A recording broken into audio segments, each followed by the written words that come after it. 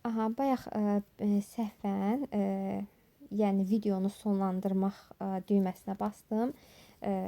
Video yarımçıq kəsildi, geri qaytarmaq olmur. Ona görə davamını çəkirəm. Elə burada qalmışdıq. 2 üstü 5 32-dir. 32-dən 1 çıxacam. Burada olacaq uşaqlar kök altında 31. Baxın, kök altında 31. Bu kök altında 31 ilə bu gedir. İndi qalır nə? Bərabər qoyuram yenə. Kökün altında sadəcə 2 üstü 5, üstə gəl 1, üstə gəl 2. 2 üstü 5, 32'dir. Üstə gəl 1, üstə gəl 2. Bu olacaq kök altında 35. Yəni, kök altında 35, yəni Y variantı. Baxıram 58-ci suala. 58-ci sualda mən 32-ni, baxın kök altında 32-ni mən yaza bilərəm kök altında 16 vuraq 2 olaraq. Buradan 4 çıxır, 16-dan 2 də kökün altında qalır. Baxın, burada 3 kök altında 32-dir. Bax, bu 3-ü də vururam. Baxın, 3-ü də vuracam. Baxın, bu 4 kök altında 2-yə. 4 kök altında 2-yə. Bu da olacaq 12 kök altında 2. İndi mən buraya yazıram. 12 kök altında 2 üstə gələk. Baxın uşaqlar, 4 kök altında 18-dir. Kök altında 18-i yazıram. 4-ü burada yazaq. 9 vuraq 2 kimi. 9-dan 3 çıxır. 4 vuraq 3. Kök altında 2 də qalır. Burada olacaq 12 kök altında 2. Yazsam 12 kök altında 2. Vuraq. Kök altında 2. Bərabərdir. Bunlar toplananda olacaq 24 kök altında 2 vuraq. Burada da kök altında 2 var.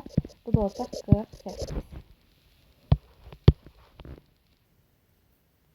İndi baxırıq 59-cu suala. Ədədin tam hissəsini soruşur.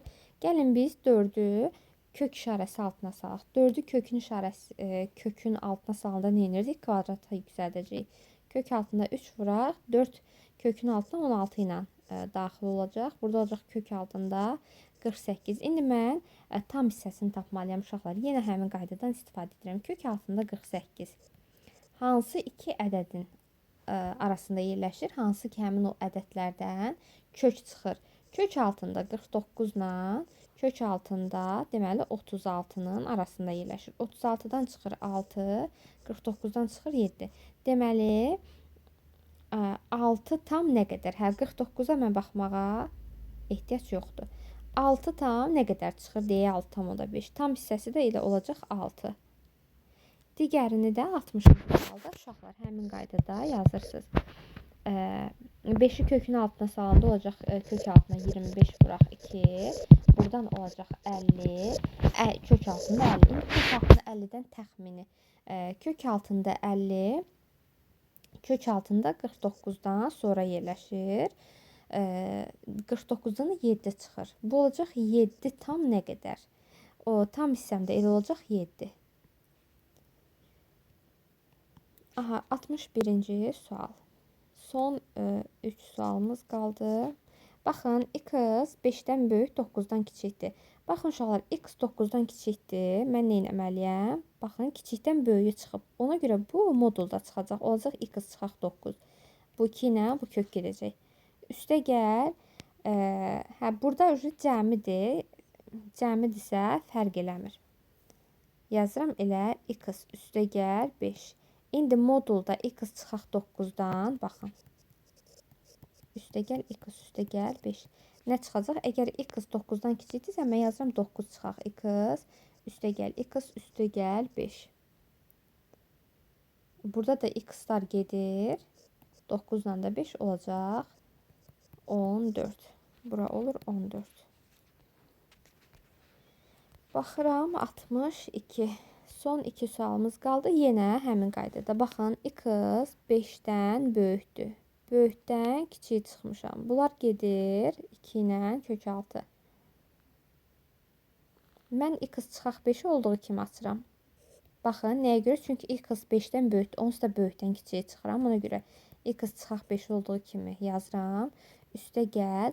Baxın uşaqlar, burada şərtə mütləq fikir vermək lazımdır. Bu tip suallar düşür. Baxın, görün şərtdə sizə həmin o dəyişəni yəni azalanı çıxılandan böyük verib yoxsa kiçik, ona mütləq diqqət etmək lazımdır. Əgər azalan çıxılandan kiçikdirsə, onda tərsinə yazırsınız. Çıxılandan azalanı çıxırsınız.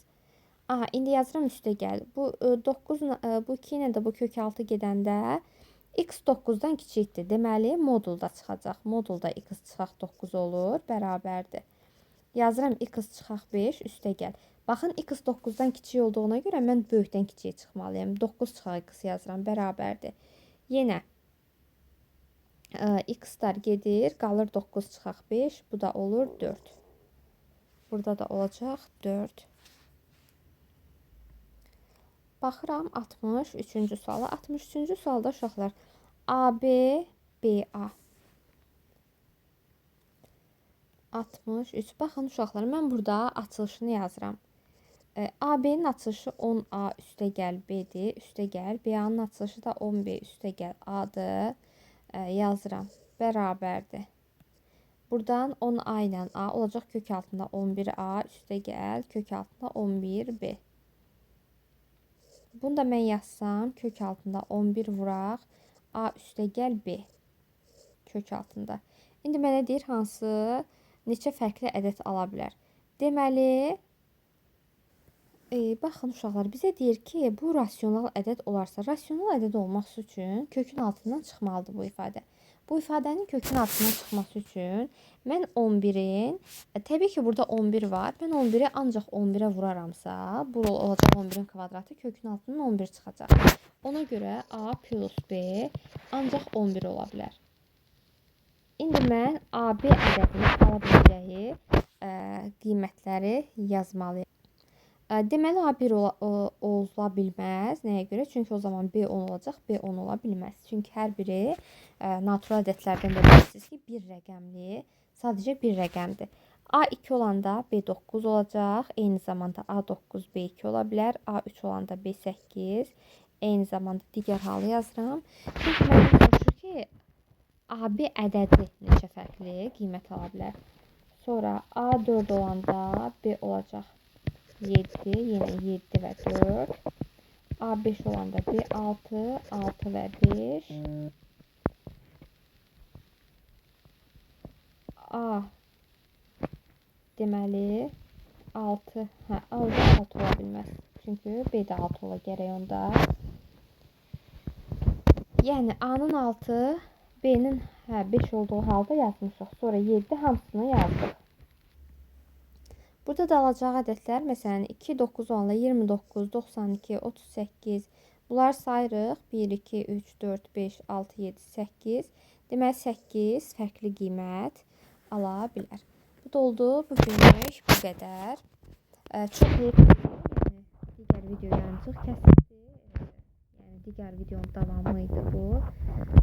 Belə uşaqlar, bu qədər. Onlar işlərdə oxumaq istəyirsinizsə, baxın, bir də onu qeyd edim ki, görürsünüz, mən heç birini silmədim. Olduğu kimi saxlamışam. Əgər mən bunu PDF halına çevirəcəm, əgər siz də bu mövzunun izahını yazılı şəkildə PDF formasında əldə etmək istəyirsinizsə, əlaqə saxlayaraq, WhatsApp-la əlaqə saxlayaraq əldə edə bilərsiniz. Və əldə etmək istəyirsinizsə ki, kanalıma abunə olun, videomu bəyənin, rəy yazın. Belə onlayn dərslərimizlə bağlı məlumat əldə etmək üçünsə qeyd olunan nömrə ilə əlaqə saxlaya bilərsiniz. Yenə buradan da nömrəmi qeyd edirəm.